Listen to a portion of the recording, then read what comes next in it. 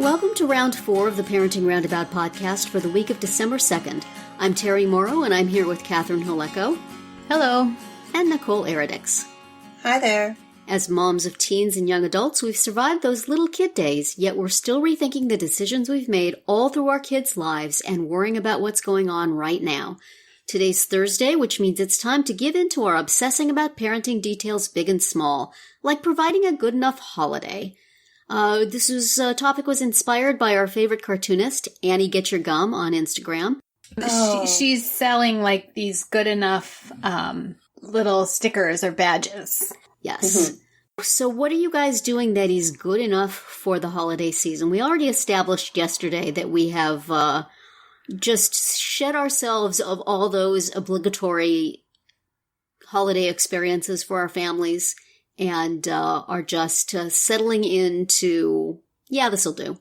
I think for my kids, like, what they need is they need a tree. You know, they could care less about outside the house, but they need a tree and stockings.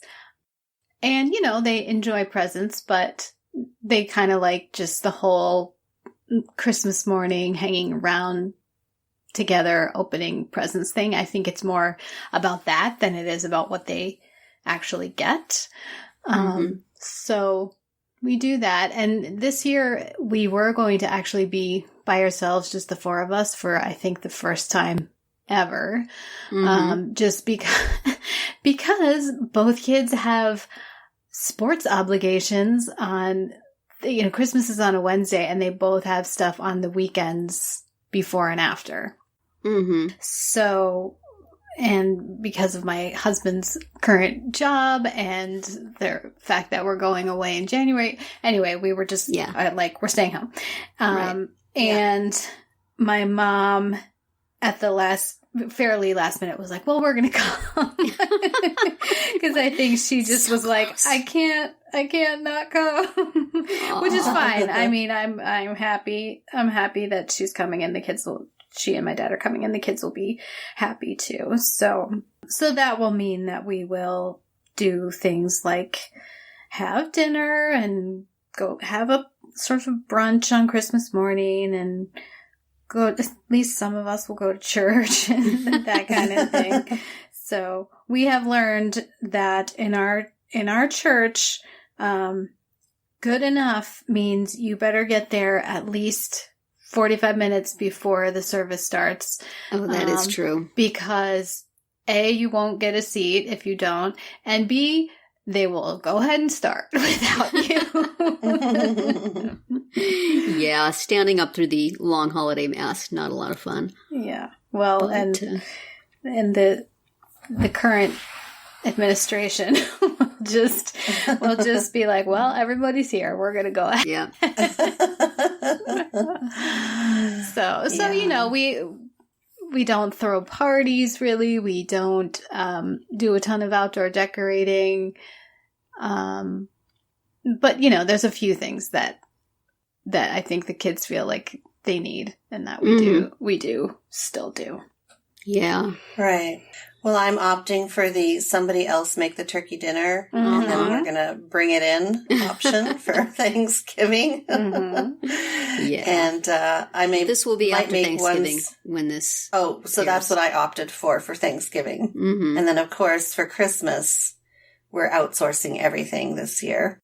And, I just, you know, I'm over having to do it all the time. So yeah, I feel like everything has evolved to just being good enough just to get through whatever it is. Yeah. So I've been finding over the years, especially recently as my kids have been teenagers and young adults, the only person who cares about this stuff is me. If we never put the tree up, nobody would care. If the presents weren't wrapped, nobody would care. I sometimes even have trouble getting anybody to tell me what they want for presents. So probably if there were no presents, nobody would really care that much. You know, we used to get together with family when they were across town, but now they're a little further away, so we rarely get together on the actual holiday.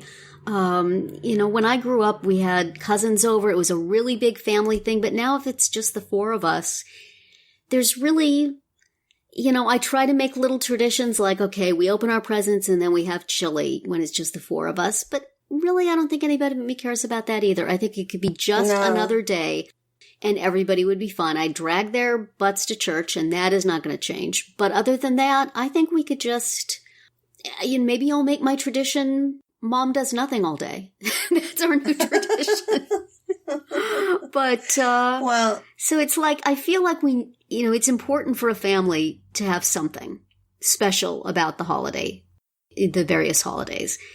I just got to put my mind to what would be good enough to satisfy me and not something that everybody else is going to say, do we have to? Really? Yeah. So maybe it's going to be traveling on that day. Maybe it's going to be having a game day. Maybe it's going to be, I don't know, but it's going to be really, really small scale. And I think we've talked about my issues with the whole Norman Rockwell tradition. It's always been me about, I've been wanting to provide this grandiose, picture-perfect event. Right. Which over the years has proven not to really happen. And it's funny because I think even last year I asked the kids, oh, what Christmas traditions do you really like? And they just kind of, they had no response. I'm like, what? What do you mean? I think a lot of times they would prefer Mom to be sane and low stress than any of the other things.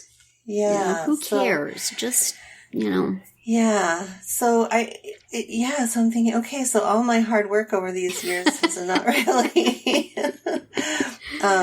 But I just, I still have it in my mind that I want these, we eat this on Christmas Eve and then we do that on Christmas Day. And I just haven't been able to establish much. And I guess that's just, what we've had is just going to have to be good enough. Maybe we just get to check out of all of this stuff until there are grandchildren. Mm-hmm. Right. Well, I said to my son and his girlfriend, so when is it your turn? When can I pass the torch? Oh, there you go. Yeah. When are my days over? I think we definitely need to pass that stuff on. Yeah. So we get to just be the ones who sit on the couch. I'm feeling like everything is becoming just, good enough. Mm-hmm. Nothing wrong with that, I think. No. Well, and it's hard when you don't have your kids at home either, because you don't feel inspired. Like, at least, last year when my daughter was still at home, it was like, okay, she was the one that pushed for the Halloween decorations. She was the one that wanted to get the Christmas tree up early, right? And now I don't have her pushing me to do that. So, well, is she going to come home and want all those home things? She comes home from college. She probably will. Yeah, I mean, we'll probably the big deal made. We'll probably still put up the tree and such, even though we won't be using it. We'll probably still do that, but I'll wait till she gets home and she can help me with it. Well, although her version of helping me is turning on some music and then sitting on the couch on her phone. Well, I think now that she's a big grown-up college girl, I think it's her job to completely do it. And you get to sit on the couch and talk on the phone or play with your phone. Text. Text us. We'll keep you amused. Yeah. But there certainly is even lower motivation when your kids are not in the house. That is true. Yeah. I don't think that I would feel any obligation if it was just my husband and I. Because he certainly does not care. Right. But we have an artificial tree because we all like having a real tree, but we have a fake one that we put in our porch just for the lights. But if, those years that we are not at home for Christmas, sometimes we just put the fake one up in the main living room instead of getting the real one. And that's like a good enough situation. But I personally like to get a real tree. So yeah, I think we did that maybe once or twice. And then it was like, you know what? The fake one is just fine. Yeah. The problem with the fake one is that it makes my husband break out in a rash. Like the fake one does? The fake one, like there's something about it, like all over his arms and hands. Really? So now I have to do it. And it's heavy. It's hard. Oh dear. You need to get a hyperallergenic tree. I know. Or he needs to wear wrist length, elbow length gloves. Yeah. Wow. Wow. I've never heard of anybody like having that reaction to a fake one. My husband used to be allergic to pine. Yeah. But, No, darn, are you sure it's for real? He's not just saying that. He's in the next room, like scratching his arms with a pin so that he can get out of it. No. Oh, man. Yeah. Well. We do have a tradition of continuing to podcast. Yes. Through years and years and holiday to holiday. So we'll keep going. But we'll be done for today, and we will hope that you tune in tomorrow when we'll share our roundup of things we've been using or enjoying lately that we think deserve a shout out. Find all our episodes at parentingroundabout.com and talk back in the comments there, on our Facebook page, or on Twitter, where you'll find us at Roundabout Chat.